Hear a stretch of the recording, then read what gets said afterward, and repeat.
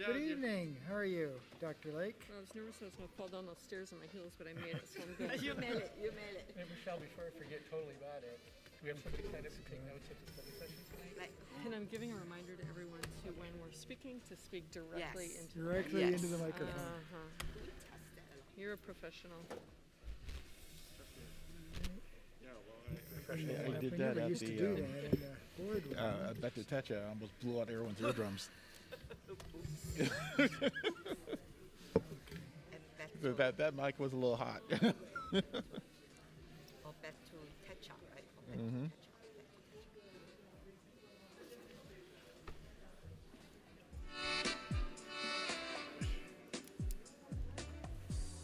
So I've been just going around talking to people like, okay, this is how you pronounce it. We'll just break it down. And so I mean, it says that, right? All back to touch up.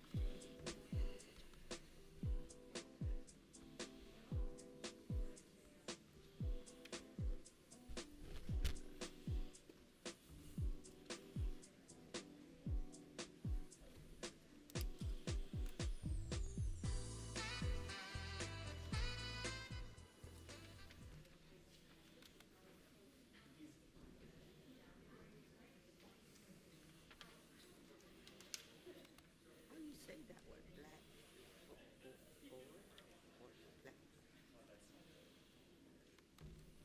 Black or black? black bud. Bud? Bud? Bud. Bud. Black bud. I just like to be sure bud. Okay, now we're in a different place. Oh, you mean your Wi-Fi? My Wi-Fi. that's fine. It's the IS623 gas.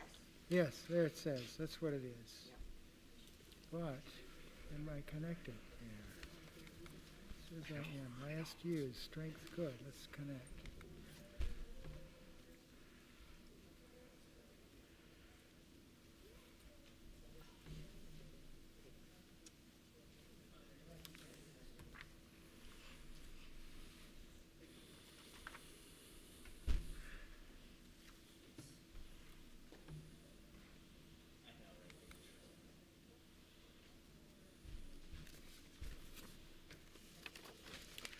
Okay, Wayne, we're ready.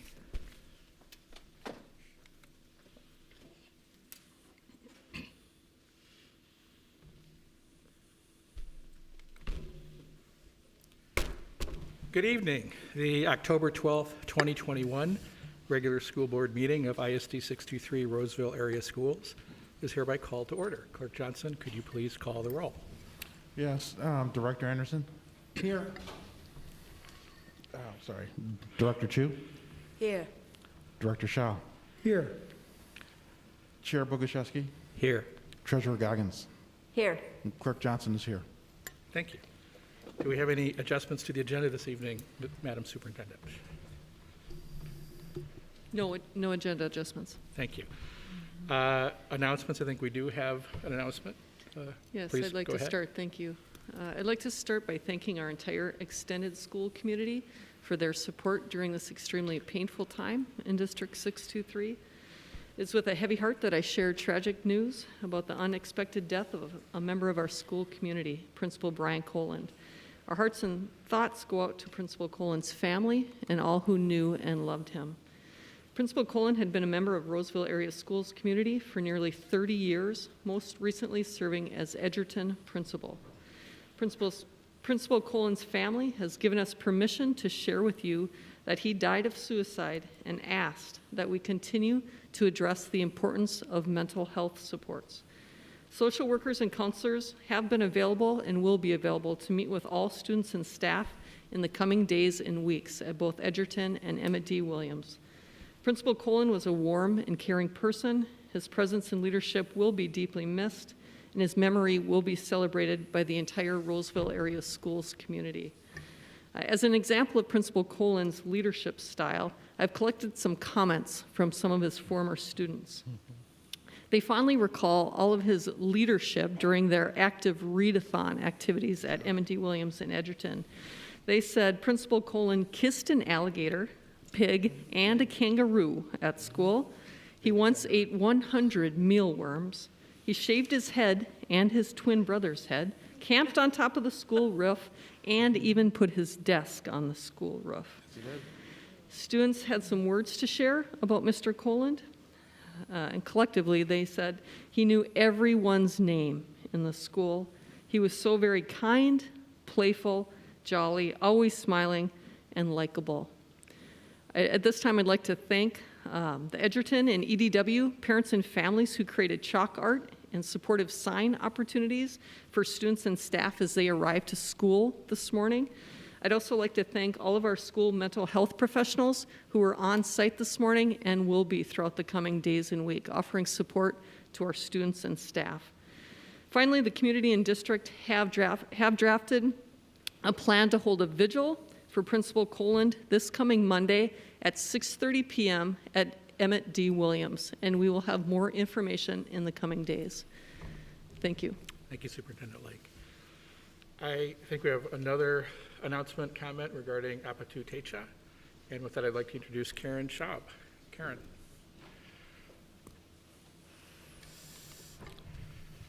Good evening. Good evening. That's kind of a hard presentation to follow, I know. Ryan was appreciated by all of us, and we will miss him a lot. In honor of his caring about kids and caring about the school district, I want to take you through a little story with me. And Michelle, will you hit the first slide? So way back in 1955, we had a Fairview Junior High School. And when I look at that, it brings back some memories from this past year of when the building was originally built the first time. Then over time, it turned into Fairview Community Center. And this is really one of the really nice shots that we had of the building. And as we moved on, we started to see some changes in the building. And then we saw really big changes in the building. And then it was like, this is real. This is real. This is what our school district and you as school board members helped us create. And so we moved on from there. And on one of the walls, it says, thanks for the memories. That was in one of the walls before it came down. And it's really true. Thanks for a lot of memories. A lot of students went through Fairview Junior High. A lot of students and adults went through Fairview Community Center. Then we got to October 2021. And I look at this picture. This was just taken outside our building. And it almost looks like one of the architect pictures, doesn't it? And so now we have our grass there. We have lots of beautiful things going on. So then that starts out our celebration to welcome the new building into the Roseville Area Schools family. And here's Ashley, who helped join us, and our native drummers as we were preparing to celebrate the fact that we were opening a new building. We believe that somewhere between probably 350 and 400 people joined us that night, which was really exciting. And Frank Shaw shared with us that some of us who've been around for a while know about the Roseville bald eagle. And just as the presentation was starting, he shared with me that the bald eagle flew over our new building. Just makes me feel so good to think about things like that. And so we had a lot of folks. Some folks joined us outside, some joined us inside. And up until 7 o'clock, we still had people walking through. So there were some people who said, I came by, looked like too many people, I left and I came back, but I wanted to see what was going on. We had a variety of generations there. We had folks coming in, some of our older communities, saying, tell me more about what are you doing in pre-K? What is pre-K all about? What changes are we having? So that was really fun. Here we have our ribbon cutting, if you've never seen a scissors. And Chair Boguszewski can talk about how heavy that scissors was. And we cut it and we opened it. Then we had an opportunity to have a friendship dance, and our community members and some of our school board members and some of our staff joined in the friendship dance. We had some more singing. We had some wonderful native dancers. We love the children that joined us that day. And here's just sort of a quick end of the night picture. Through that whole activity that evening, we heard wonderful stories. We heard stories about our next door neighbor who has been keeping an eye on this building. And one night he said, you know, in the science lab, or that room way up in the corner, the lights were on all night. And I'm sure I saw somebody. I saw something move in there. I know I saw something move in there. He went and he got his binoculars and looked in there, and it is our skeleton that we have hanging there. And he was, I think, joyful, and I think he also had a few laughs about it, because I think he was thinking, now what do I do if somebody's really walking around that building? But that talks a lot about our neighbors who care about the new building, who have chosen to come visit us, have chosen to celebrate the fact that our old building went down and our new building came up, and we are just as excited as we can be. And many of you were there to join us, and I know our staff really appreciated seeing each and every one of you that night. It was an exciting night to be part of the Roseville area community. So thank you. Thank you for your hard work, and thank you for your support to make life different in Roseville for us. Great, thank you. Karen, and my understanding is that all of the programs and services that were in the old building are in this one. And Most of them are. Most of them are there, A and- few of them have either moved on. Some of you may remember at one point in time, probably about 65% of that building was all rentals. And we had a child care, we had a lot of county programs there. By the time we closed Fairview, we only had like one rental left. And so right now, we do not have any rentals in the building. We have no space for any rentals. So a lot of the programs either continued to stay there, or we found a different home for them. And the pool looked wonderful to me. It's just as long as the old one was. I understand it's Absolutely. heated to like 86 degrees or something constantly, which is great for those of us on the north side of our age. And also, my understanding was that's great for teaching kids, because the cold is not a barrier, you know. And Yes. the senior store, is that open yet?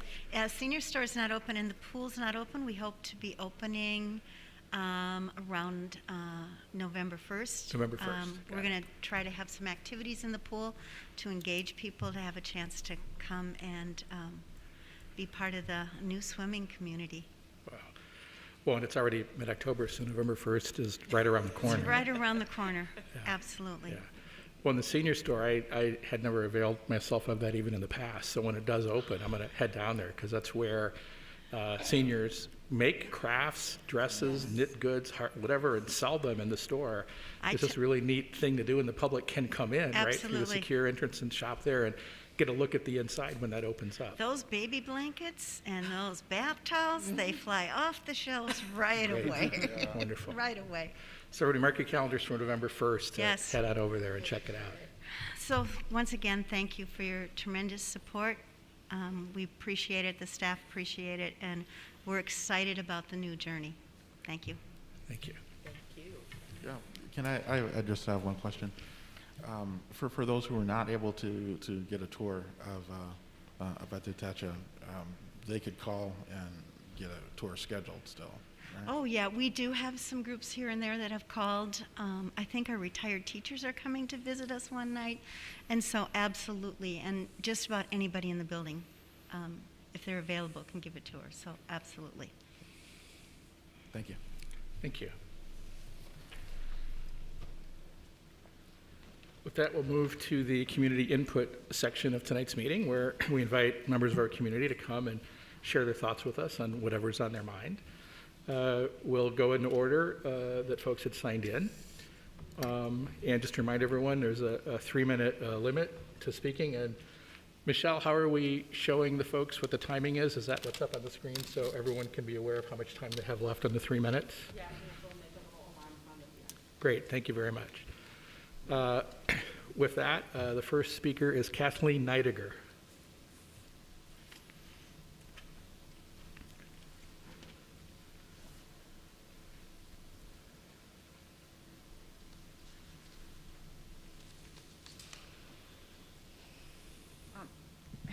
Can you hear me? Okay. Is that better? Okay. Yes, All right. thank you. This speech has been written by Alan Holisick and me, Kathleen Neidiger, and my address is 1180 Greenbrier, Little Canada. We have consistently heard from the school board that critical race theory is not being taught at the Roseville schools. After the last board meeting, Alan spoke to the director of the Student Achievement for Roseville Schools and inquired about the school district's equity program. The director of Student Achievement recommended Alan read an article titled White Privilege, Unpacking the Invisible Knapsack by Peggy McIntosh. Peggy McIntosh is the founder of SEED, which stands for Seeking Educational Equity and Diversity. SEED has been training teachers across the nation since 1987, and it continues to today. This article is the perfect embodiment of what CRT is. Here are a few of the ways this article promotes CRT. It makes race the most important aspect of a person's identity. It tells the reader to look at everything through a racial lens and assumes a racist motivation behind any disparity, even to what color Band-Aids we use. It divides people into privileged versus not privileged, or oppressed versus oppressor. It advocates collective guilt over individual responsibility.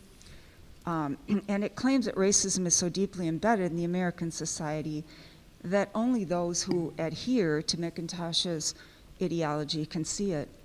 The fact that this article was recommended by the director of the Student of Achievement at Roseville is proof that CRT is being taught in our schools, even though you don't use the letters CRT or the name.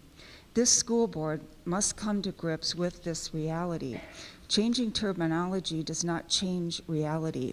We say to the board, stop with the word games and start focusing on academics, not activism. Therefore, as a school board, you have a choice to make regarding this topic. One, do you really want children to be taught this material? If so, you can do nothing and let it continue to be taught. Or number two, if you come to the conclusion you don't like this substance being taught to children, you have the authority to stop it, certainly by the start of the next semester. I hope you take this choice seriously. It is very important. Thank you. Thank you, Ms. Heidegger.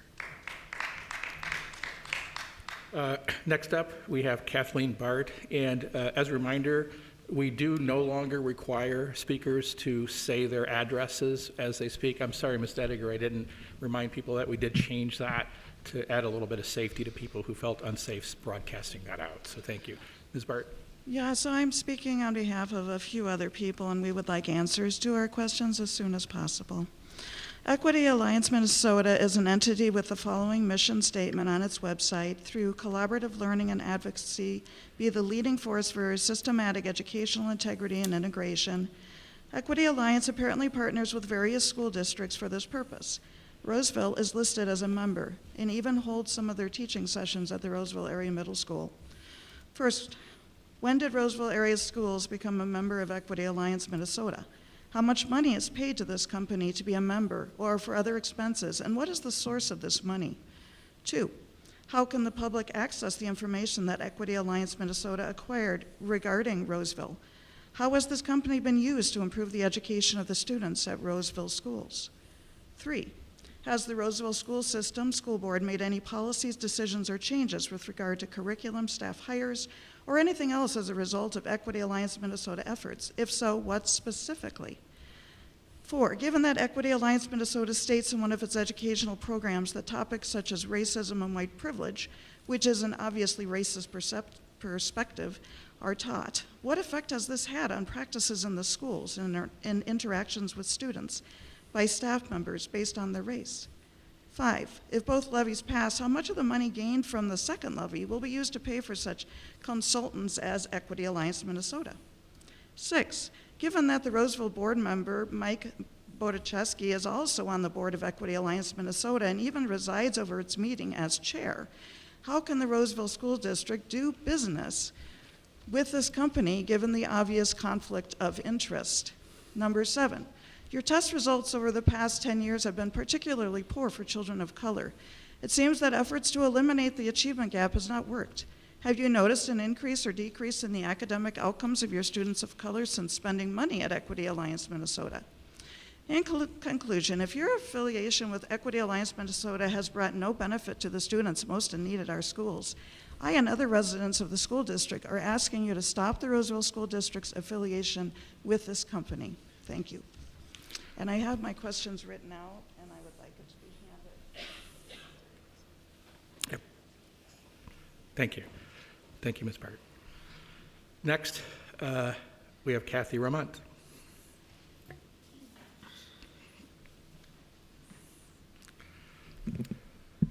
Hello. Hi. As one of the co-founders of Do Good Roseville, I know that I'm speaking for our community when I say I trust you to do what is right for our students. That means teaching them a comprehensive history of our country as well as a full picture of the different kinds of people that make up our community today. I know from years of programs that Do Good Roseville has hosted that many of the people of my generation are very frustrated to learn, decades after graduating, that our education was incomplete and one-sided. That means we have decades of beliefs that we need to challenge. It would have been so much easier if we had a balanced education from the beginning. Unlearning is hard. I encourage you to continue to broaden your curriculum to allow for the voices of everyone to be heard. When I reflect on what I've learned, sadly, over just the last 6 years, I know that learning more about the lives of people that are different from me has made me a kinder and more empathetic person. And that's what I want for our children. That's different from telling kids what to believe. It's allowing them to become critical thinkers. As is always the case, when things are going well, most people do not take the time to show up for meetings or send emails of support. When I heard a group that has been coming out to multiple school board meetings to repetitively make a case against equity education, I thought about rallying our community to come to support the work you are doing. However, the people I know live very full lives raising their kids and doing things that have a positive impact on our community. We trust you to do what is right and to not be unduly influenced by a small number of voices that want to sidetrack you from the very important work that you have to do. If you are ever truly in doubt of the direction of our school district, let me know. I'll make sure you hear from an overwhelming number of people that support what you are doing. Thank you. Thank you, Ms. Ramont. Next up is Lynn Huberty.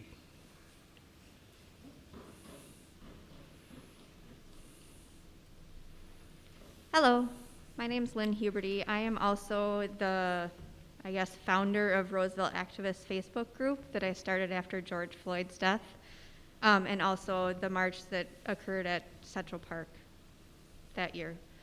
I have 3 daughters that have gone through Roseville. I have gone through Roseville. My daughter is a junior, and I have one that's in 8th grade. All of my children have stated that they feel they have been failed in the history of our country, and they want to learn the truth. I want to learn the truth. I feel like I've been brainwashed into this great America. It's not true. The only way to break this racial divide down is to learn about one another. Our education needs to be equitable to all races. That does not mean we're saying that white people are racist. We just need to educate everybody on what has happened, because people don't understand why certain races have struggled. There's generational trauma. People don't know about generational trauma and the causes of it. They think that's in the past. It's over and done with. It's not. It still affects our kids today.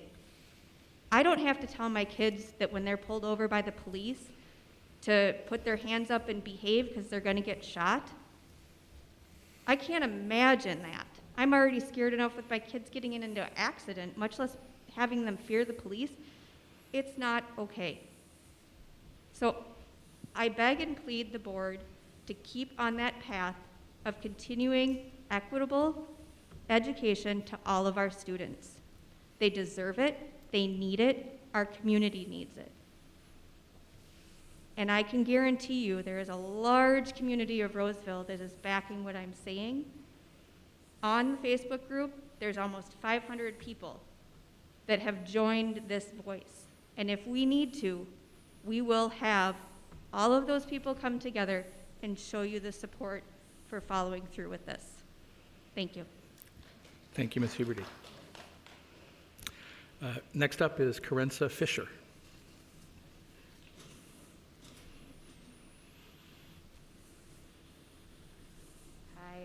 Samantha Fisher. I'm a parent, community member.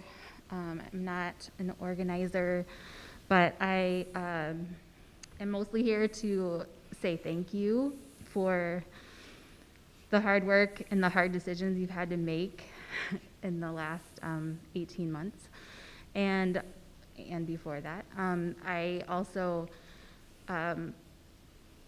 very much hope to see you stand strong with your equity vision and not be daunted by negativity or criticism on that. It's not enough, but it is certainly more than nothing. And I think that we have to just keep allowing ourselves to say the words white privilege. Just because somebody refers someone to an article about unpacking white privilege, it does not necessarily invoke this huge thing of critical race theory. That is such a buzzword, and I think if we can just stay really focused on the fact that the kids deserve better. They deserve the full history. Black history is white history. The history of black people is the history of white people. It's our history, and of America. And I don't understand why there is so much fear around sharing the whole story with our kids. They deserve the truth. We deserved the truth. And I'm so thankful for the steps that I have seen. And I also really, really urge you to keep going and take it farther. Thank you. Thank you, Ms. Fisher. And then our final speaker this evening is Angela Byrne. Ms. Byrne. Hi, good evening. Angela Byrne, proud Harambe parent. I'm going to keep my comments really brief tonight. I first want to extend my condolences for Principal Coland. I did not know him personally, but from what I'm hearing, it's quite a loss in the district. And then I am grateful to his family for sharing his story. I think it's really important that we talk about these things out loud, that mental illness and our struggles be shared in the light, and we can all hold and support each other together through it.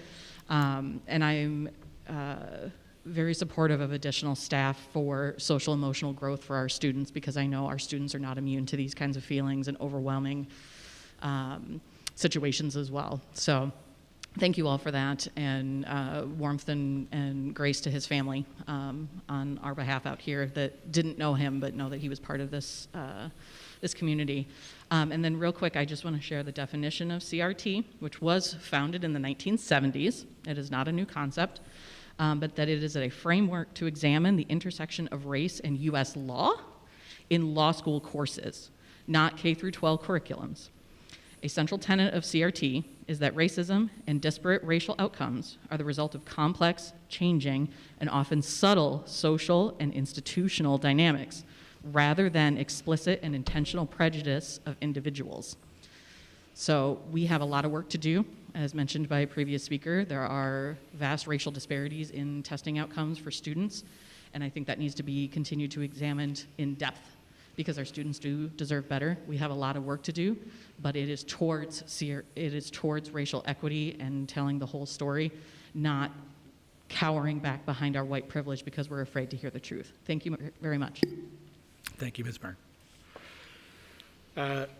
With that, we'll move on to the next item in the agenda, which is I'd entertain a motion to approve the consent agenda. So moved. Second. Thank you. Any discussion? Hearing none. All in favor say aye. Aye. Opposed? That passes. We do have, I think, a retirement that Clerk Johnson will share with us this evening. Yes, tonight I move the retirement of Finn C. Ching, who's been a paraprofessional most recently at Parkview Center School. Has worked in the district for 21 years, continuing a trend of teachers and staff that stay with Roseville for a long time, usually decades. So with great appreciation, I move this retirement. Thank you. Do we have a second? Second. Todd? Again, any discussion? Other than, again, thank you. 21 years of service. Thank you very much. All in favor, say aye. Aye. Opposed? Thank you. Retirement accepted. Again, we have gifts, and I think Director Chu was going to share this with us tonight. Yes, Great. yes, my pleasure and honor. We are always so grateful every time to read this amazing list of contributions and gifts. So we have an anonymous person who contributed to the ECSE parent engagement at Obeto Techa Education Center. And we have Life Point Church contributed some backpacks and school supplies for students in need to the Atchison Elementary School. We have David Schroeder contributed some monetary donation for instructional expenditures for Parkview Center School. We have Jeffrey Holland also contributed to Parkview Center School at principal's discretion. We have Steve Lucan also contributed to the weight room in Roseville Area High School. Karen Lucan, we thank you for also contributing to the weight room at Roseville Area High School. And finally, we have Black Buck Giving Fund, your cause, that also donated to the Roseville Middle School and to be used at principal's discretion. We are very, very appreciative and grateful for the community's support. Thank you very much, Rose. And yes, as we keep saying, as always, we have such a generous community out there that we're so grateful for our kids and our staff and our schools in general, so thank you. With that, I think we go to the report and non-action items. And first up, it looks like, is the COVID health and safety update. And Dr. Lick, who's sharing that tonight? Three leaders, Three Josh folks. Collins, Melissa Sonic, and Jake Vondelinde. Thank you. Welcome.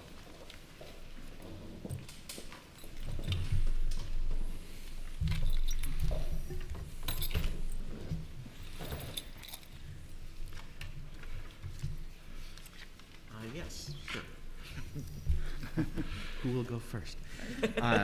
Good evening, Chair Boguszewski, directors. We're going to give you an update on COVID health and safety within our district and go over just a few things for you.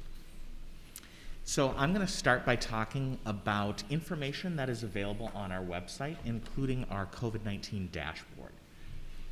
This is a new year, and as you're aware, that some of the guidance from the state and from the feds has changed. If families are interested in knowing what's going on in our schools right now with regard to health and safety measures, they can go to isd623.org/COVID-19.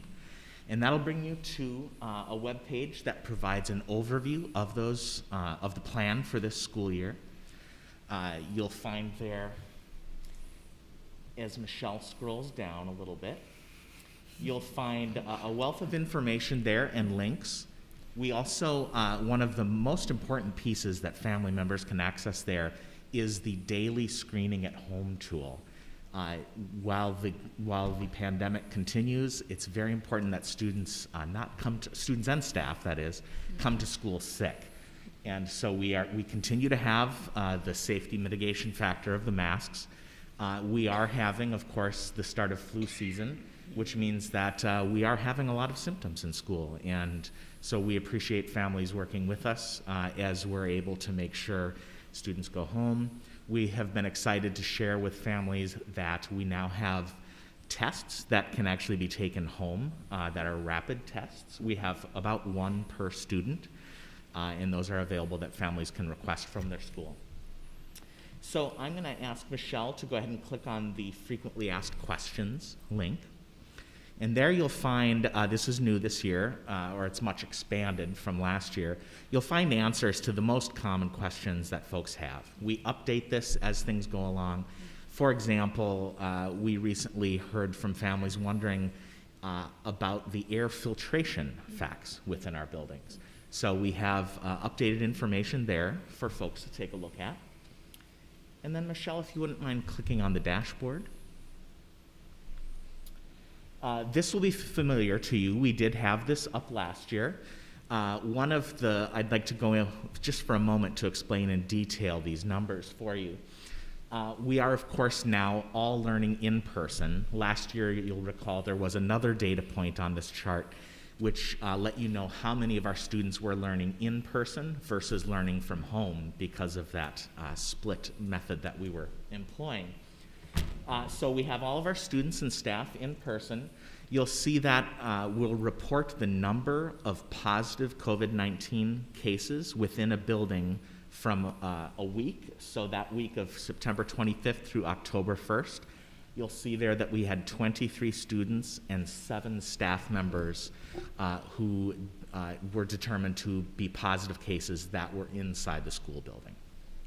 Next to that, we have the cumulative number for the year, which you'll see is 48 students and 14 staff members. And the furthest to the right numbers, this is the most complicated piece. And it differs from what we reported last year. So previously, we didn't have as many students with symptoms. So this number now includes people who are in quarantine and or isolation over the week prior. It also includes anyone who has gone home sick with symptoms. And they may have only been out of the building for several days, but have gotten a negative COVID test, which allows them to come back into school.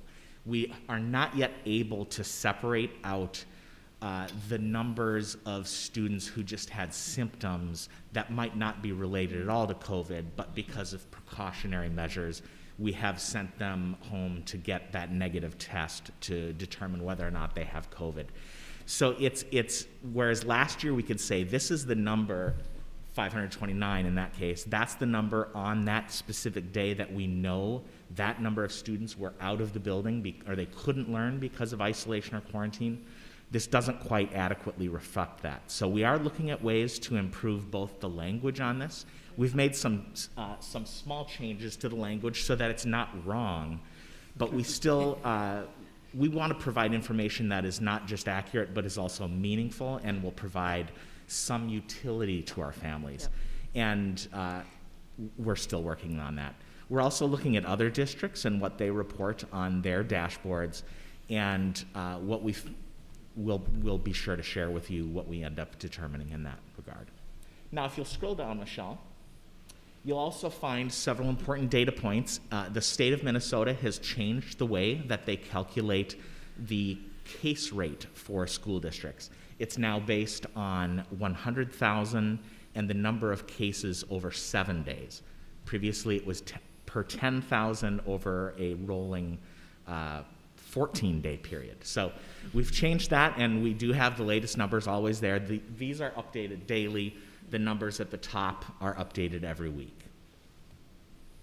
And then another important thing, we know that some families are curious about what's going on at the building level and have been looking for data that might tell me a little bit closer to maybe that home school.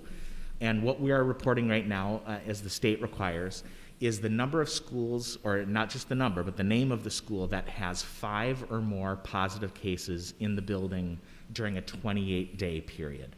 Once you get on that list, you have to go for 28 days without a case before you come off of that. So we have 2 of our schools on that list presently. That's Roseville Area High School and Falcon Heights Elementary. So we just wanted to share that update with you and make sure that viewers watching are aware of what we have publicly available for COVID data. And I'll turn over to my colleagues. All right, thanks, Josh. Good evening. So I would like to share an update on the process that we are using when we have to make a decision around quarantining a full class. So first, it's important to note that classroom closures are more likely in an early childhood or kindergarten through 6 setting than it would be in a 7-12 setting. This is because our younger students are together most of the day and because they eat meals and snacks together. In a 7-12 classroom, individual quarantine of students may be the most appropriate step. That said, there's always an investigation of each situation, and we use that to determine if there is a specific or need for a specific class to move into quarantine. So earlier this month, one of the things that we did was we met with the regional support team, which is made up of medical professionals, including, help me with the word, I want to say it's epidemiologist, and I practiced it, you guys. I had it. So thank you, Josh, for sitting next to me. During this consultation, they helped us shape our process, and it was also affirming to hear their feedback on many of our mitigation strategies, like masking for all and vaccines or weekly testing to have those options. So I'll share a brief overview of the process that we are using to make a decision to quarantine an entire class and then shift to distance learning. When there are 2 positives in a class with a 3rd pending, what happens then is it triggers a conversation that could lead a classroom to transition into quarantine. Each switch into distance learning is if we have half the class plus 1 in quarantine or isolation, that could also cause a shift to the full class into distance learning. And that's really for 2 reasons. One is to prevent the spread of COVID, but then also to ensure high quality instruction takes place for all students. I think it's also important to note the process that takes place. So when a full class is going to shift into distance learning, the process that we use is health assistants first notify their building principal, as well as Dr. Lake and myself. If this is the first time that a school has gone through this process or quarantined a full class, we set up a Zoom meeting, which includes the building nurse, the principal, Dr. Lake, and myself, and we walk through those next steps together. If it's not their first time quarantining a class, then the Zoom meeting is not required, but the nurses can work with our COVID coordinator, Deb Legan, as a consultation or just for support. When a decision is made to shift a full class into distance learning, then communication is sent to families. To put it into context, currently we have 2 full elementary classes and 1 CID class who have been or are currently in a 10-day quarantine, meaning they have shifted to that distance learning. So 3 classes altogether at this point in time. With that, I'll turn it over to Jake to talk more about what instruction during quarantine would look like. Thank you. And I do have the look at what it is for a whole class or a whole school in quarantine. And so I think the bottom line that we talked about as a district is that if students are on isolation or quarantine, that learning continues. That's the main focus of what we should make sure that we're doing. Exceptions if a student obviously is ill and has negative symptoms with or major symptoms with COVID and showing those things. Obviously that would be a student that would be absent. But again, this is looking at the transition for the whole school or a whole class quarantine. We know that our students in K-5 won't have devices necessarily from the school. So we work with the families and the school to figure out who needs a device that is going to be at home. And in our 6th through 12th grade, we do have one-to-one iPads, so we know that that's not a barrier to continuing their learning. So we figure out who needs devices and potentially a hotspot at home to make sure that they have that internet connection. Typically we have included in there to figure those things out a 1-day transition for that class, for that teacher, that school, to get those devices and needs to those families. During that time, the teacher can provide some additional activities like we did 2 years ago now in when we transitioned over to distance learning, some kind of paper pencil type of things that students can be working on. In our K-5, we work with Seesaw to provide students the assignments, and we work with Schoology for our 6 through 12, so teachers are posting assignments through that. And there is asynchronous as well as synchronous instruction throughout the day that's built in, as we did with our distance learning. And then there is also individual office hours that teachers provide for students to individually connect for questions, for further instruction, adaptation. I'm going to continue on and just talk a little bit about if a student is special education or an English language learner. For our K-6 students, they coordinate with the classroom teacher with their special education teacher to pull those students during some time during that synchronous instruction, so the student is live with that teacher as well.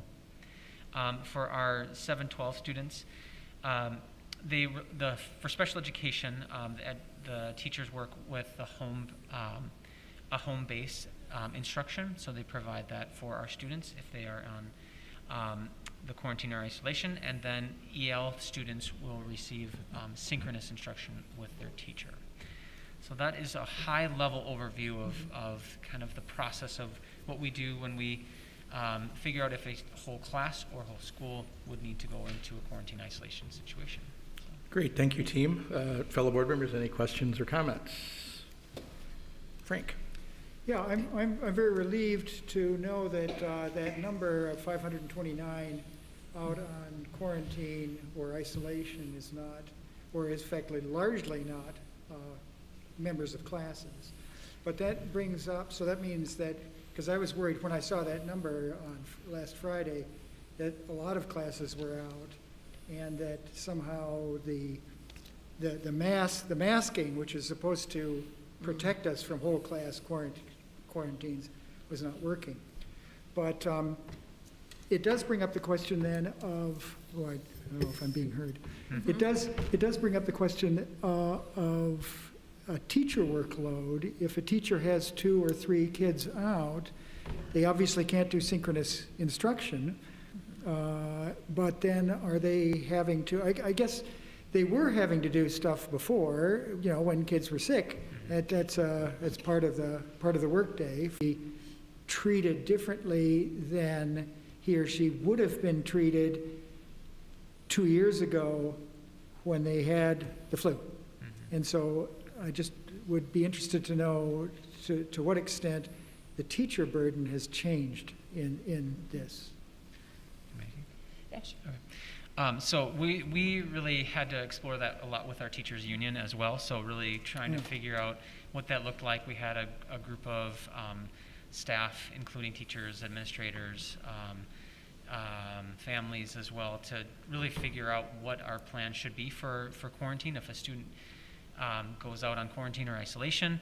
And we wouldn't have done that 2 years ago because typically a student is out for 3 to 5 days, right? And then is no longer. But with COVID, it's typically like a 7 or a 10-day quarantine. And so we had said that the parameter would be if a student is out more than 3 days, then we would start providing them with home activities that they can be doing.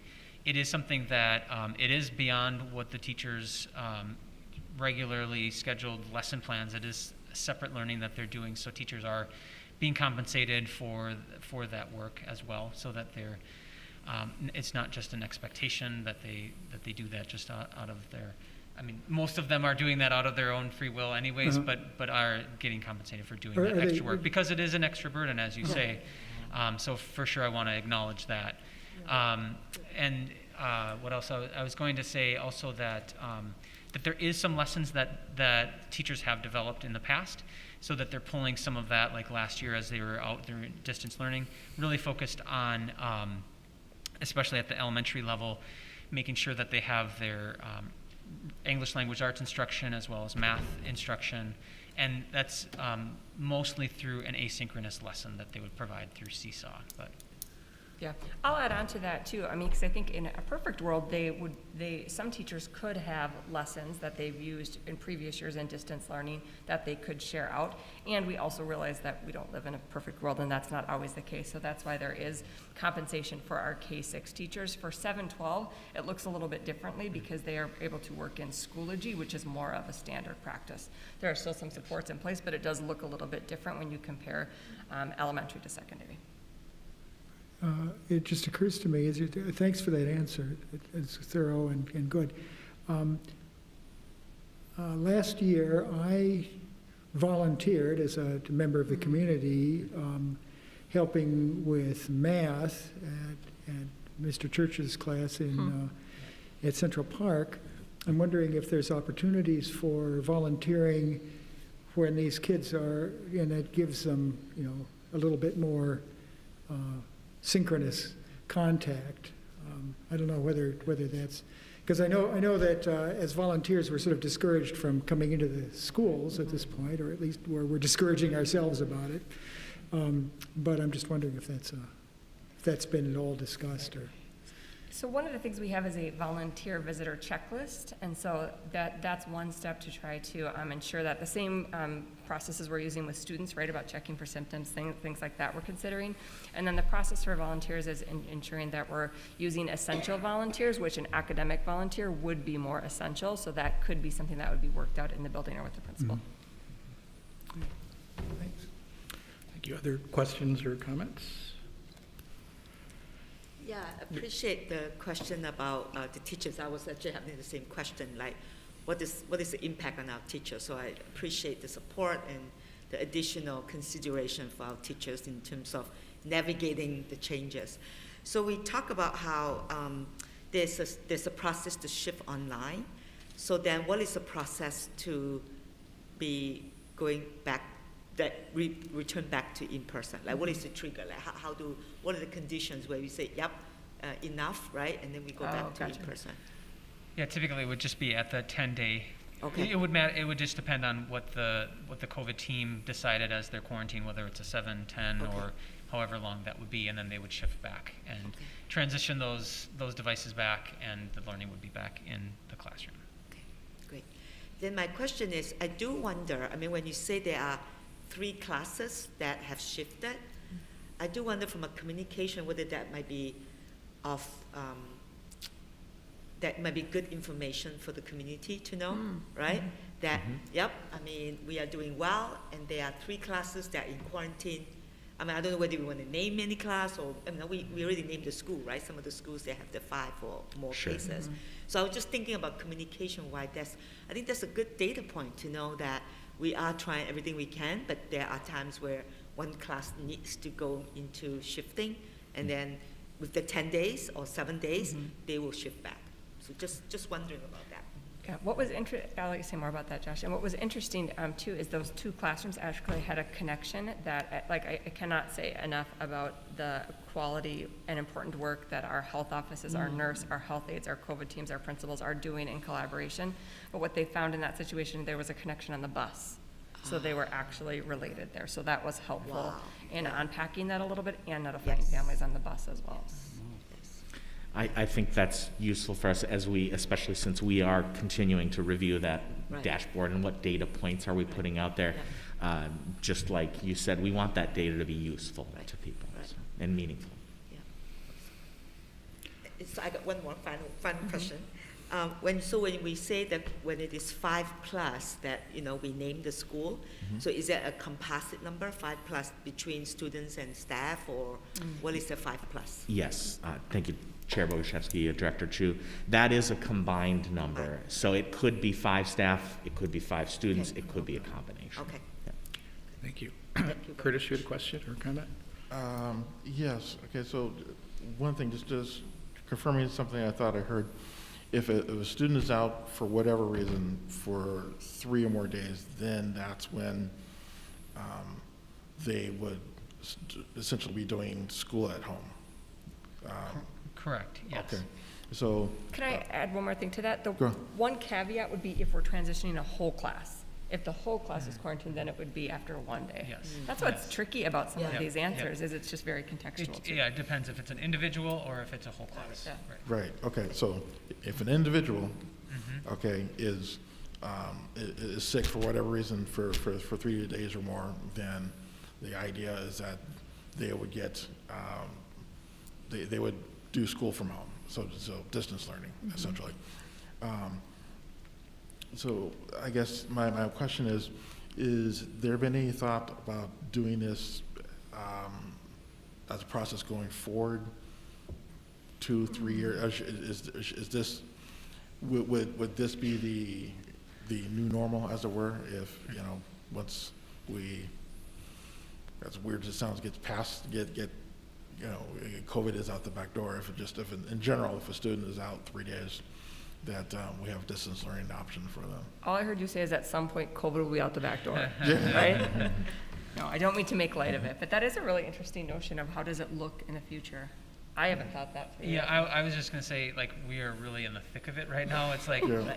but it does make me reflect on some of the things that we changed after we had gone through distance learning and thinking Right. about like how we're continuing to do some of the practices around Zoom with conferences and different meetings and things, how things have changed. And as we had a chance to kind of reflect and look back, we were able to implement some of those things that we've been trying to do differently. So I would think that's probably something we will need to consider. Yeah. Wow. Good point. Thank you. Yeah. Anything else from my colleagues? I have one question that it might not actually be for this team, though it's related.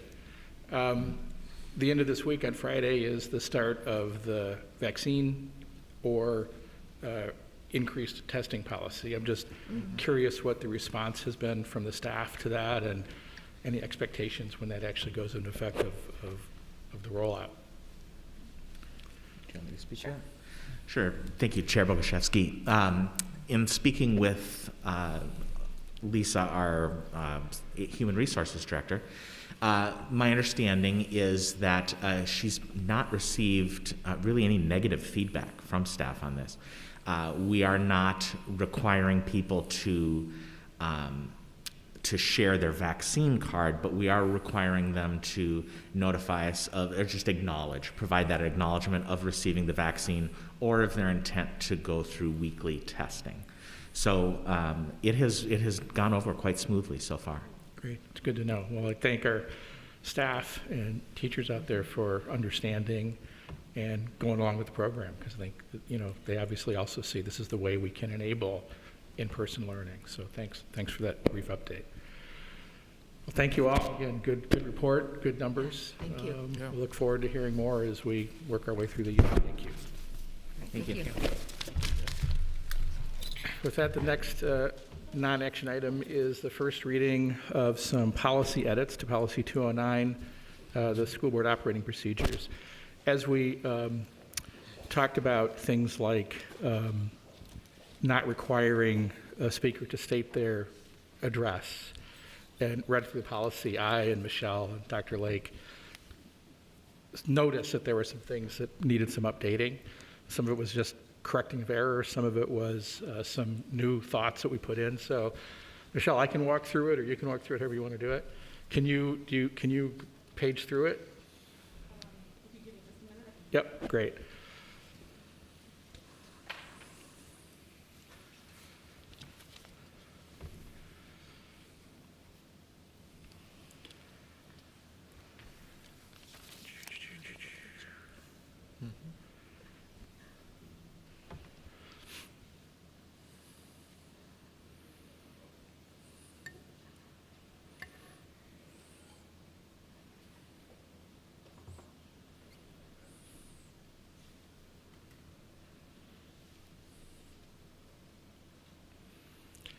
I should have warned you I might ask to do this, but I do All have right. a question while waiting. It's a separate question. I saw some of the great pictures from the grand opening. Are those pictures posted somewhere? From the Alberto? Oh. That'd be great, yeah. Those are great. Okay, great, thank you. Great, thank you. So scroll down a little bit. I think on the first page, the only change was we brought Thursday into play from Monday, so this was a correction of the actual timeline, requiring the three full days to get something on the agenda. On page 2, and continuing through the document, that's a suggestion of ex-board member Kang Thao, I think a good catch. We did replace the word citizens with community members. As we all know, some of our students, some of our families are maybe in the process of getting citizenship or are new Americans. And so we didn't want anything to even imply that they would be excluded or weren't included. So we changed that to community members. Just clarified that if a community member contacts either the chair or a board member to have something on the agenda, then that would be brought to the full board by that board member that they contacted. So just clarified that a little bit. Let's see, next red one. Again, citizens, community members. Maybe go down so we can fully read 7.2. So as we know, we've changed it so that we now have an electronic sign-up sheet that's available online for community members to sign up. That's what we've used now the past 2 meetings. We have had and will continue to have a staff person in the hall outside the board room, whether it's here or back at District Center or whatever, so that folks who arrive and wish to speak, that staff member will go ahead and input that into the online form for them. So we are not in any way requiring anybody to be computer literate or know how to go online or anything. If you want to, you can go online through a link on the website, right? My understanding is ahead of the meeting and get your name on even before coming that day. But if someone comes and isn't aware of all this, they'll still be allowed to speak from someone there. So we will have I guess, a virtual paper sign-in sheet, because we'll have someone there for the future to do that. Maybe we could clarify that and add to 7.2 language to that effect, that staff will be provided at the board meeting to enter speakers' information into the sheet who arrive. That would be a good thing. And thanks to Director Goggins, I think, for suggesting that. Keep going. Oh, and then we went from 5 minutes to 3 minutes. Just changed the gender pronoun to there, which is more consistent with what we're doing. Added something that, I don't think I added this, Michelle, I think this might have been from you or someone, or a recommendation, just to make sure that if it's a thing that has to happen by law, or is fairly minor, as this is a fairly minor revision, that we could condense the first and second meetings into one session. The theoretical process is 3 meetings. There's a first meeting to discuss it, then a second meeting that is the first reading, and then a third meeting that is the vote on approval. So this allows those first to be compressed, which frankly has been our practice for the years that I've been on the board. So keep going. Then just clarifying again, the third meeting or the second if the first 2 are condensed. So that's what we're doing now. This is the first 2 condensed into tonight's reading. And so at our next meeting, that'll be the third meeting, or really the second meeting, at which we can vote to approve it. And then the last one was just clarifying and bringing the language up to date with the technology, that it's within our area. It includes television, live streaming, YouTube, or other media. So that should be correct for a while, until we get actual Star Trek like beaming into living rooms and things like that. We won't need to change this very frequently.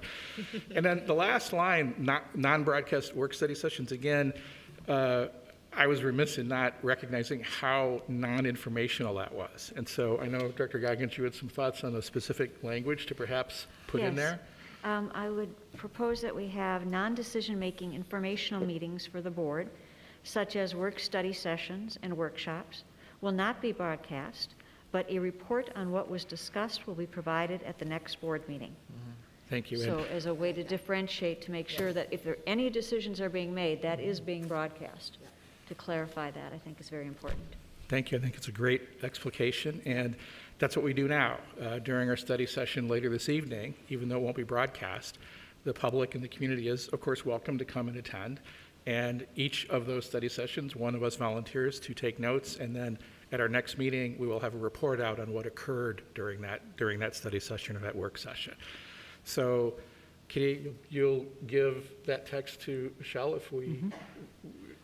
Are there any other thoughts, questions, additions, edits as we've gone through the first reading? I'll open it up to everyone. Yeah, thank you for bringing this up. This whole policy to make some adjustment. I did see there was something about the delegation. Like, what constitutes a delegation? Right. So let us say that there was an organization. Let's say it was the Boguszewski Neighborhood Council, and there were 27 of us that decided to come to a meeting and share. What we would ask is that that delegation as a group be allowed 10 minutes, however they want to apportion it. They could have 27 people speak for 25 seconds or whatever it would be. Frank can correct my math, or one person for all 10 or whatever, but that's what it means. And if there's a delegation of a group of people, just again, to help with communication and give everyone a fair chance to speak at the meeting. So. And I guess the reason I brought it up is that I just want us to be clear, right? I'm not worried about the larger group because that's usually the case. Yes. If you think about the smaller delegation, how small is considered a delegation? So that people equitably be able to speak. I see. So it could be. If you think about the math, right? Then it right. would be like. Like if a delegation is 3 people, right. and we say it's 10, that's actually more than 3 each. So that's actually, so it may be that 10 minutes or less, depending on number in the delegation, or something like that. Yeah, to something clarify. to clarify, right? Right. To clarify. Right. A delegation of 2 should really still get only 6 minutes, 3 each, not 10 minutes. Okay, all right. Thank you. So that's the thing that I thought about. Yeah. I guess the other thing I thought about too is the fact that some of this, we are also adhering to the open meeting law. Yes. So I don't know whether we reference that somewhere. Because I do think that, I mean, me included, right? Kind of when you're new to understanding how the board interacts with the community, oftentimes, we have to adhere to the open meeting law. And a reference to that become like, you know what? It is not because we decided not to do something. It is part of the open meeting law that we Right. all have to follow as elected officials. So it could even be adding something at the very top of the policy that says, this policy is in accordance with and guided by legislative statutes regarding open meeting law as they apply to school boards or something like that. Something like that. And I'd rather keep it that general, not necessarily even put in the specific statute citation, because that changes sometimes every year. Kitty? I'm wondering if on 7.0, where we say community input and participation at board meetings, that we should restate that all board meetings, workshops, any type of gathering of the board is an open meeting and community is welcome to attend. I think there are some exceptions per open meeting law, right? There are Right. some exceptions. But I And mean, so- just making it clear, because I Yeah. don't think that's quite inviting enough Yeah. or clear enough. A lot of people don't know that, right? They don't know that. Right, so it could be even in 7.1 saying something like, and this, community members are invited to all board meetings, including study sessions and informational sessions, unless otherwise prohibited by law or something like that. Because if it's a closed meeting or whatever, that would allow it. Yeah, you're getting that? Okay, thank you, Michelle, our extraordinary person who we couldn't live without. 'Cause I know there was some confusion around, why couldn't we do this online or in person? And it's like, those are not our decisions, right? They were Right. really governed by the open meeting law. that Well, got and changed. some things are our decisions. I learned today, I happened to be able to be in a meeting with Superintendent Lake and, why am I blanking on his name? Kirk Schneidwind, the president of MSBA. And apparently, just given the heated nature of some board meetings across the state, some boards have decided recently to not broadcast and not show the community input session. But I think, we've felt we want to do that we believe that's being transparent and showing the community everything. So I think we do want to be as open and as transparent and welcoming as possible, regardless of the sense or mood or tone of what's told to us. But I think you're right? Some things are definitely because of the statute that we comply with. Yes. And then other things is what is our approach in interacting with the community. So I think being clear on that might be really helpful for all of us. Yep, I and agree. To Thank you. remind ourselves, right? Kind of, there are some things that we decided on that. We decided to have, say, community input, or we decided to.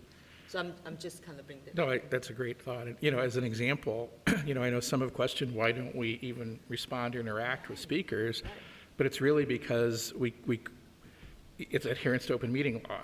If a speaker were to come and say, "Dear board, I believe the earth is flat, and I think you should teach that as an alternative in your science curriculum," we have never discussed that issue as a board. And so we can't respond because everything we do has to be as a board. And so then that community member could ask a board member to put that on a future meeting. We could discuss it and then have a board consensus. And then we could, it would come out in that meeting and that discussion that again is open to the public. But if we get into it that night, there may be people who are watching on TV, over in Little Canada or Falcon Heights, and they say, wow, if I'd have known they were going to talk about that tonight, I would have wanted to have been there. And so it has to be that 3 day in advance. So it is very complicated and complex. So thanks for the suggestions. And I think, for all of us too, right? Sometimes the topic, this is where we go into work study, because it's able to learn and deliberate, but not make any decision, right? And so knowing that those are also public is to say that we are all learning about XYZ, right? A certain topic. We have presentations. We ask a district leadership to kind of tell us what is going on before we make any decision or deliberate on anything. So I think that process of kind of like there are decisions we make as a board, and then there are things that we discuss more as a learning, right? As a learning to help us understand how to make the decision if it comes to that point. So. Exactly. Good points. Thank you. Other thoughts, additions, improvements? Kitty. I was just going to add that another thing that I've always been explained by the state organization is part of the reason boards don't respond is because we only have voice as an entire board, not as individual board members. Right. And so when we respond, we have to respond as a board. As a board, yeah. And that's a clarification that's not necessarily similar with other types of government that might be helpful for folks to understand. Okay.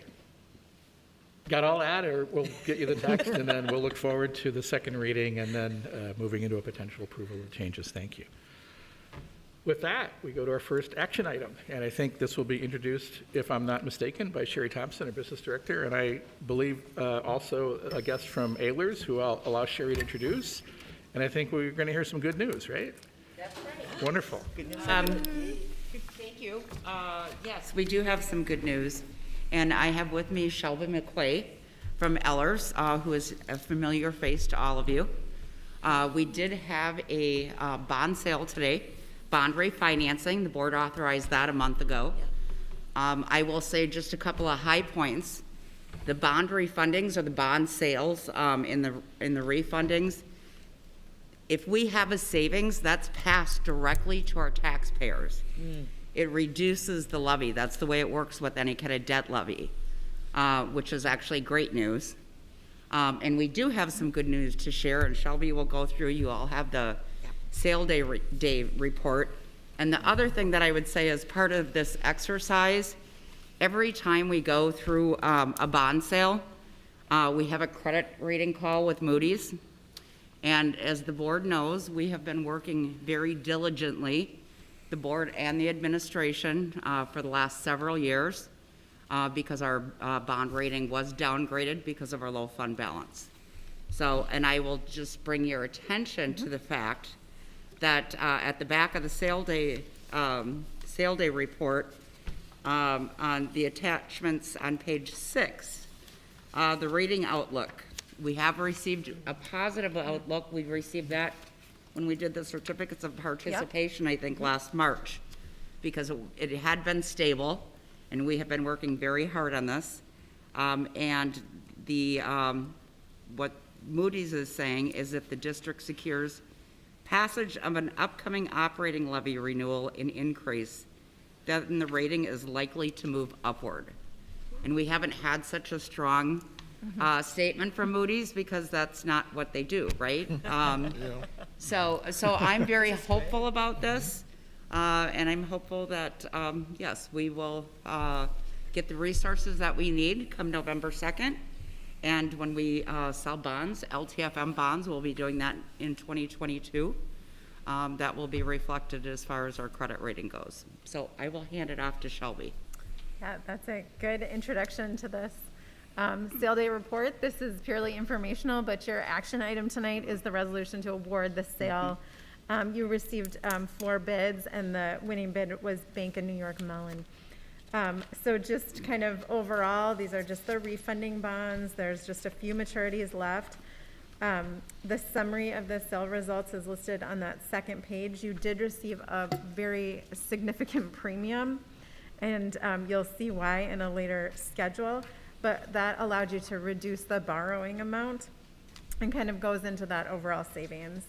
So we had anticipated that during the pre-sale about a month ago that you'd receive about a 1.09 as a true interest cost. And we received a true interest cost of 0.56 today, and what that did compared to pre-sale is save about $174,000 versus the $143,000 that we were estimating. And like Sherry mentioned, this is not going to go to your general fund. There's about $43,000 of savings each year, and that will go to lower the tax levy. Now, of course, you submitted your truth in taxation levy, and so what is going to go on the tax statements is that higher amount that you had already levied for the bond payment, but then incorporated in the final levy would be these savings and hopefully the passage of that operating referendum. So just going through, the bid tab shows the bidders. So national interest tonight, or this morning on your bonds, Bank of New York, Hilltop out of Dallas, Baird, kind of the Midwest bidder, and then FHN out of Memphis. And you'll see that we awarded on the true interest rate. That's what competitive bids are most commonly awarded on, that takes into account the overall purchase price and the time value of money. You'll see there that they offered 5% coupons. So that is where your premium that you received, that over $300,000, is going to go to offset the interest costs from those 5% coupons. So that's why it's all incorporated into the true interest rate. So then the sources and the uses is shown on the next page. There was $2.67 million of bonds to be refunded, and you'll see that we're only issuing 2.4. That's going into that, lowering that premium, or the premium lowering that principal amount too. So you're borrowing less to pay off that previous issue. The prior original debt schedule is on page 3. The new debt schedule is on page 4, where you'll see those new fiscal year totals, and then the true interest cost is listed sort of in the center of the page at 0.56. On the last page is really that summary of the levy savings, so or the principal and interest savings. The levy is, of course, 105% of that, and as a percent of debt service, you're at about 5.9%. We were anticipating 4.6% on the overall savings. So, across the board, great news on the overall savings. And, as Sherry mentioned, that positive outlook is really what we're kind of hoping for at that next go round. This was a relatively small issue for what you're accustomed to issuing lately, and the facilities maintenance bonds will be larger. So hopefully we'll see that positive outlook acted on in the next rating, and hopefully an upgrade at that time. So happy to answer any questions on this summary, and of course the action item as well. Questions? Kitty? Because they apply the state rating, which is obviously higher than our rating, and that's typically what they're using to assess it, how much impact do you expect the local rating, if in fact that would improve to really have on what kind of offers we're getting? So it's really hard to tease out the effects because every issue has different term, and of course the size of the block sizes matters too, but we generally say that for every notch in the credit rating, you're looking at about 5 basis points. And so that AA2 rating of the state's credit enhancement would moderate that 5 basis point notching downward. So it's really hard to kind of quantify the number. And it also would depend on the underwriters purchasing the bonds. Sometimes they are looking at just that insurance rating, that credit enhanced rating, and sometimes they dig in a little bit more. So we always think it matters. We just can't ever exactly quantify. Just another question. Why is it desirable for the lenders to use the premium aspect versus a different interest rate? I mean, why is that premium element in there? Yeah, it's because if you look at the summary, they're really looking to provide the yield in the secondary market. So what investors are looking for is yield on the bonds. And so sometimes they need to pay more in order to resell them, pay more than the face value so that they can have them and then they can resell them to other investors. And so in order to generate yield, you need to pay more than the face value. And lots of other calculations, but simple speaking. Thank you. Other questions? So I have one. I just want to say go thank ahead. you for all the work on this. This is such great news, and and so thank you, Sherry. Thank you very much. So the extent that this will have a positive effect on the levy, right, is, what's the order of magnitude? Is it like, a Pardon me? nickel? Is it like 2 cents, 3 cents, $1, 10? Well, yeah, because it's spread across, right, the entire tax base. Right. And of course, this has been one of our smaller refundings, but anytime, Ellers has been a great partner in looking at this when bonds come up, when there's a call date, to look at those savings. Again, this is, as Shelby had mentioned, this is one of our smaller ones. But we do look at that because we want to be very mindful of the taxpayer dollars. Sure. So you've already certified the maximum levy. So as far as the property tax statements that go out in November, again, that's based on September, so that doesn't include the expiring levy authority, operating levy. No new authority because obviously the election hasn't taken place. Right. Or it also doesn't reflect this, but when you do your final levy certification in December, what actually happens on property tax statements will be reflected. All of that will be reflected, including this, come March. The March statements. Okay. Yes, and we really do appreciate working with you and, being able to fit all these pieces together.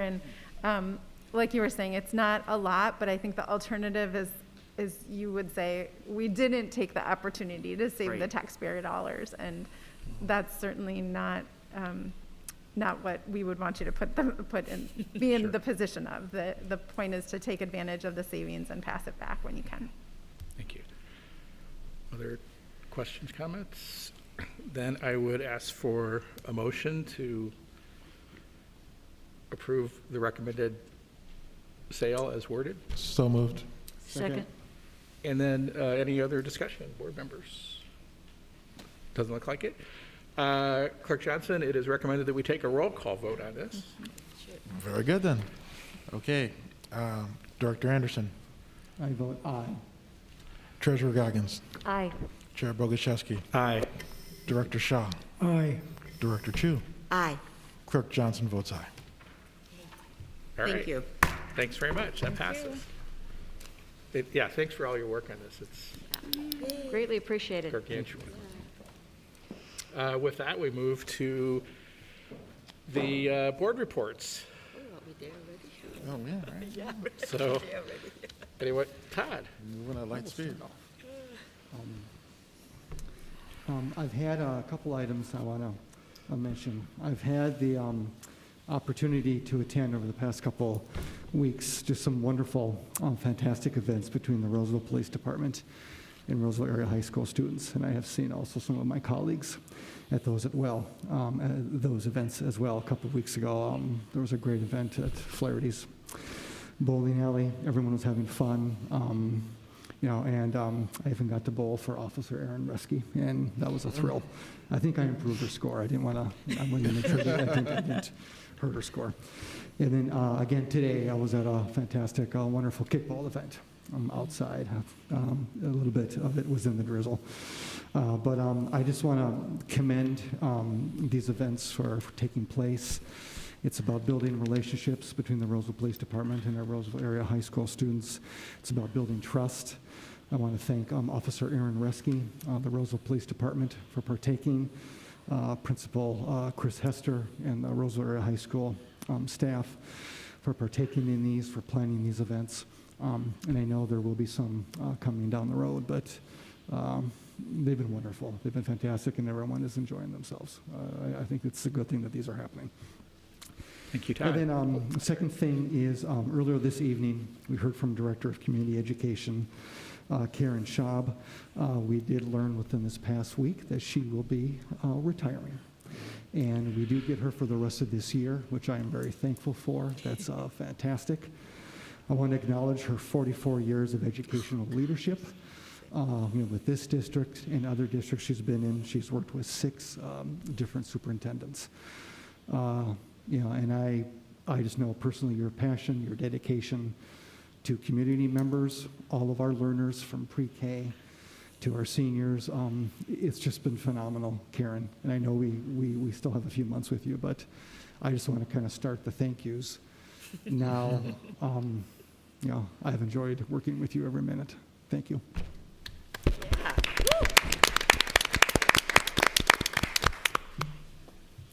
Kitty.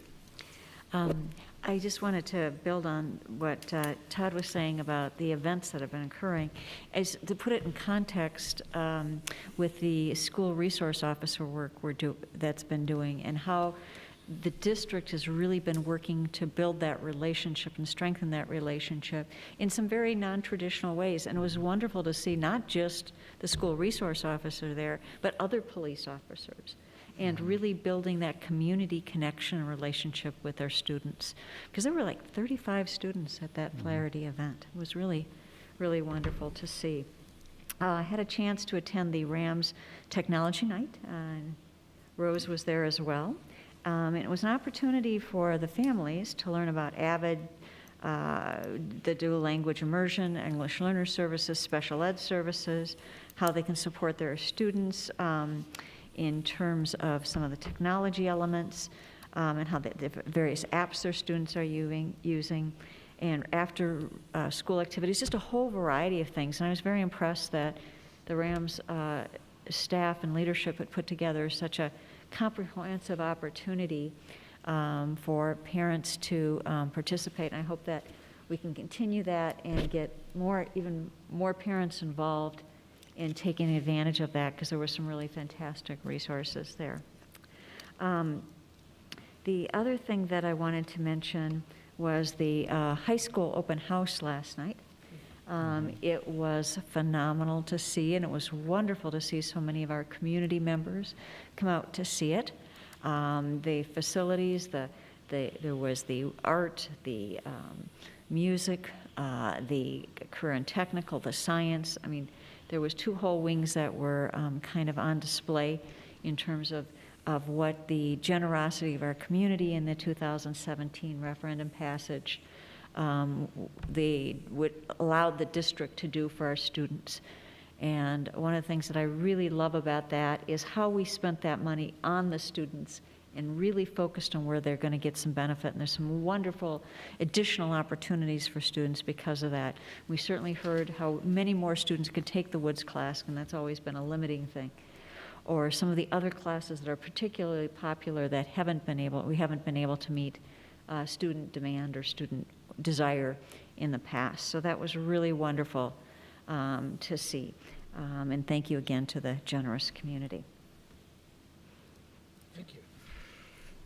Anything else from this side of the room? Just briefly, the 9/16 board meeting was last Wednesday. The Joint Powers Agreement is inching its way toward completion and acceptance, as it has been for a while.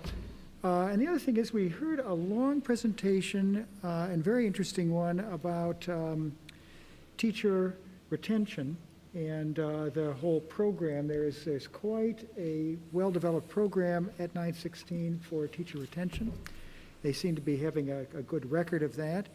And I thought it would be good. I know we have mentorship and various things going on, but it might be good to get a report on that sometime, or a study session report on what's being done in Roseville to not only to mentor the teachers as they first come in, but to support them through their first few years. Thank you, Frank. Rosa Curtis, anything from you this evening? I guess we're going down the line Yep, today. go ahead. I would add a couple of things. I think, Kitty, you were there and I was there at the 9 North celebration, 30-year celebration. Yep. So this is formerly known as, I don't remember. CTV. CTV, right? Yeah, so they have been in service for 30 years. So it was really nice to be part of the celebration. And I have to say one of the best conversation I had was meeting someone who was asking about the levy. And so as a school board member was to explain the difference between levy and bonds. And so that was always helpful, right? Anytime we have a chance to explain the difference. She was very appreciative that like, oh, that clarifies, right? That clarifies as to why we're asking for money again, kind of thing. So that was a really nice event, and I didn't know a lot of the history, so I know it's a great community partner in Roseville. The other thing is almost a reflection for me. In my second year as a school board member, I finally get to do a lot of in-person stuff. And one of them was attending the Parkview Center School PTSA meeting in person. And I have done it online every so often, but what a difference. And I am so appreciative of parents who really, their commitment to get together and really think about how to support the school, right? I know that that's one of the many groups. There are many groups across the district who do that. And to listen to how they are planning and thinking about how do we acknowledge our teachers, how do we support our teachers, how do we fundraise. I'm just very grateful, right? I'm just very grateful for the parents out there who are trying to support our schools and our staff, our teachers, and our students. So I just wanted to, it's a little reflection for me to be so real, to be in the midst of that conversation. So, and another thing I would say is that I represent Roseville Area School on the Ramsey County League of Local Government. It's a mouthful. And the monthly meeting this time was about homelessness in Ramsey County. It was an amazing presentation about what Ramsey County, particularly in St. Paul, trying to understand how to serve and how to meet the needs of many of our homeless families and youth and people in general. So that could be a whole presentation itself to debrief. But it was really made you think about how the pandemic especially, right? Even pre-pandemic, there were a lot of issues, and the pandemic got people actually working together between county and city officials. And we talk a lot about, as Ramsey County, how do we make sure that as a group that we are paying attention to what those resources are. So that was a very helpful presentation that I went to. And the final thing I will say is I had a chance to attend a beautiful memorial service of one of my neighbors. Her name is Glenda Walensky. She and her husband, Tom, were teachers in Roseville for over 30 years. And it was clear in how she was as a teacher, as an educator, and the service was full. There was a lot of talk about her as a teacher, the caring teacher that she was, and the different roles that she played at Roseville. So I just wanted to acknowledge that, and both of them gave like a combined of 60 years of service to Roseville Area Schools. So wanted to acknowledge her and her life and really celebrate her accomplishments. Thank you. Curtis. Okay, I'm going to echo a couple of things that have already been said. In particular, the event at Flaherty's was really amazing to see. We had 12 Roseville officers that came out to bowl with, our kids, and they were just enjoying it themselves. And just for anyone who needs to know, Principal Hester was almost almost got a turkey. So if you ever have to bowl, make sure you're on her team. I was also able to attend the opening of the grand opening of Betu Techa, and that was absolutely amazing. I just can't say enough about it, and which leads me to, and we'll probably be doing this for the next couple of months. Karen Schaub, my God, okay. Karen and her team do not get enough credit for the work that they've done during this time. Moving everybody over into the new building, keeping all the programs moving while we were building this other building, and the amenities are tremendous, and she worked very hard to get input from everybody that is in that building, and that's really important, and not enough people do that. So thank you, Karen, for all of that work, all the things that you've done just since I've been on the board. It is greatly appreciated, and I will definitely miss you, but you're not going anywhere yet. So that takes us to our grand opening on E-Wing. I do have assurances that if you missed the chance to take a tour of our new facilities at the Roseville Area High School, then you just need to call and schedule something. It is really incredible. We talk a lot about preparing children for career and or college, and really the changes that are in that building embody that. So you really just kind of have to see it. And if you can get Principal Hester to take you, she actually gives the best tours. I had the opportunity to attend an MSD board meeting, and this one was very special. We had some very special guests. We had students from Minnetonka, Osseo, St. Paul, and Roseville Area School District.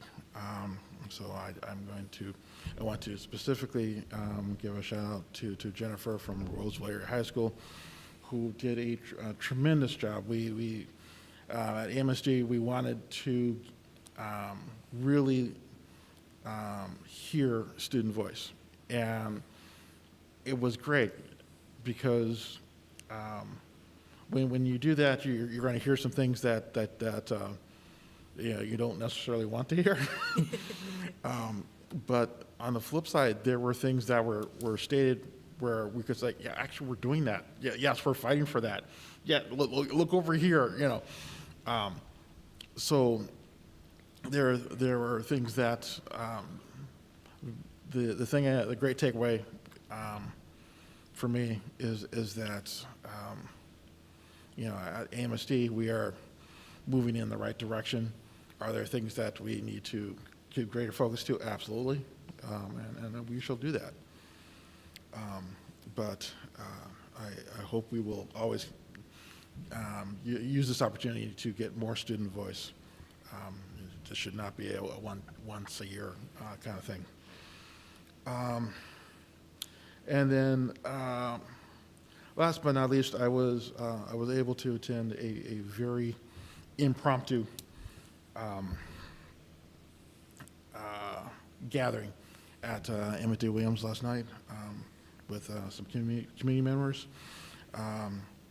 that brought chalk and used that opportunity to write messages of support to Principal Colin. Same thing was done at at Edgerton. And so when the kids came in this morning, they saw all these messages of support. I'm on the record of referring to the Roseville Area Schools community as a family, and I stuck by that. And I know that there are a number of people in our family who are hurting right now, and are sad. I'm sad. I am. And that's okay. And I need you to tell your kids it's okay. And to our wonderful teachers and staff who were beyond exceptional today, it's okay to be sad.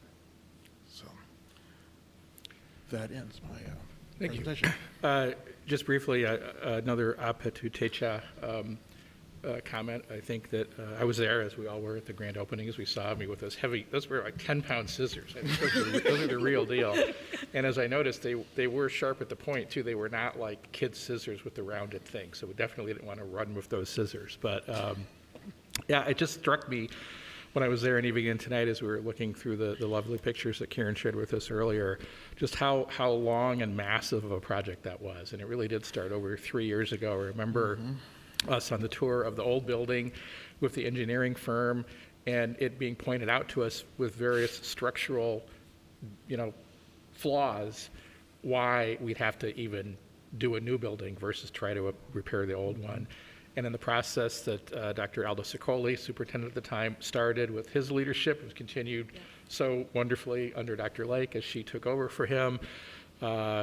All the community involvement, just thank you to the community that came to all those meetings. Remember all those meetings we had where people that live in the area would share their thoughts on things like how high the shrubbery should be and, what side of the building the parking should be on. So both big picture items and small picture items. And I think all that's kind of listened to and reflected in what we got is just a wonderful facility, wonderful site. That it's not just the district or the architects who did it, it is the community who did it too.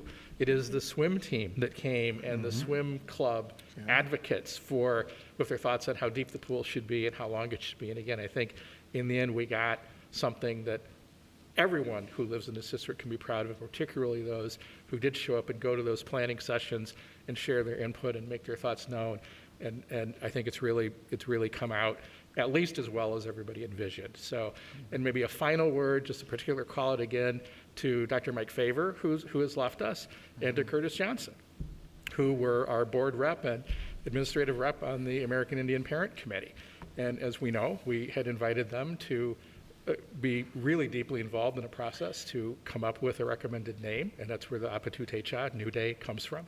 And so thank you, Curtis, specifically for your helping shepherd that through the group. I know it was not a short process because they took it extremely seriously and had prayer sessions and thought sessions about it. And I think, again, what we ended up with was just perfect for what we'd hoped for and what we need. So thank you to the community for that. It is really your facility, too. So that was it. Now, we only have one item on the study session. Usually we take like a 5-minute break.